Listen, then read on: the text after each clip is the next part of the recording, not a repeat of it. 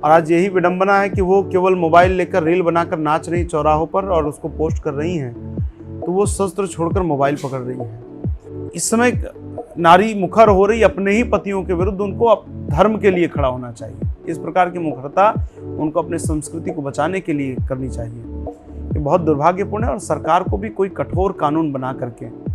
एक लखनऊ की घटना आई जिसमें कितने महिलाओं के साथ उसके संबंध थे, कितने बच्चियों का उसने घर बिगाड़ा। तो हम जब जनसंख्या, जैसा कि आप कहते हैं कि हिंदुओं के परिवारों में कम से कम 3 संतानें होनी चाहिए, लेकिन ऐसे अगर षड्यंत्र समाज में रहेंगे तो कैसे संभव होगा? इसी नाते बहुत सजग रहने की आवश्यकता है। ये नराधम भेड़िए जिस प्रकार से घूम रहे हैं और हमारी भोली भाली बेटियों को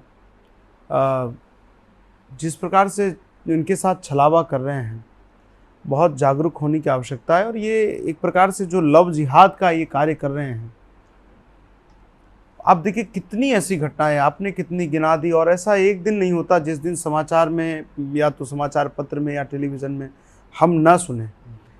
और ये पूरा कालेमी की तरह ये कलावा भी बांधते हैं, टीका भी लगाते हैं, लेकिन जिस दिन इनका अपना उद्देश्य पूरा होता है इनको उसके लिए पैसे मिलते हैं। बाकायदे इनकी संस्थाएं हैं तमाम, इनको विदेशों से फंड आता है और वो इसी नाते आ रहा है। तो मुझे लगता है कि एक तो हमारी बच्चियों को सजग होना पड़ेगा, उनको समझना पड़ेगा कि ये जो बेटियां इस छलावे का शिकार हो रही हैं वो सामान्य नहीं है।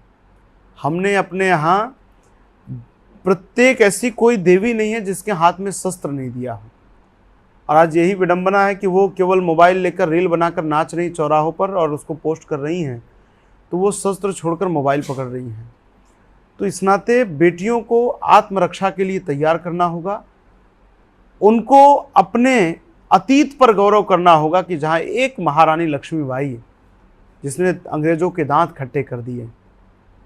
जब यहाँ से आज़ादी के बाद यहाँ से अंग्रेज़ गए और जिन्होंने प्रत्यक्ष महारानी लक्ष्मीबाई को देखा था, उन्होंने वहाँ अपनी पुस्तकों में लिखा कि हमने रानी लक्ष्मीबाई के रूप में साक्षात रणचंडी को नृत्य करते देखा है। तो हमारा ऐसा गौरवपूर्ण अतीत रहा है। तो मुझे लगता है कि हमारी बेटियों को सजग होना होगा और इस प्रकार के छलावे में ना आए।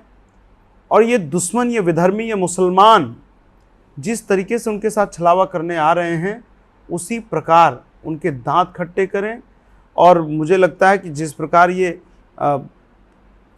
इस समय नारी मुखर हो रही अपने ही पतियों के विरुद्ध, उनको धर्म के लिए खड़ा होना चाहिए। इस प्रकार की मुखरता उनको अपने संस्कृति को बचाने के लिए करनी चाहिए। ये बहुत दुर्भाग्यपूर्ण है और सरकार को भी कोई कठोर कानून बना करके इनके विरुद्ध एक ऐसा उदाहरण प्रस्तुत करना चाहिए जिससे इस प्रकार की सोच रखने वाले व्यक्ति के भी मुझे लगता है कि उसकी रूह कांप जाए। इस प्रकार की व्यवस्था होनी चाहिए।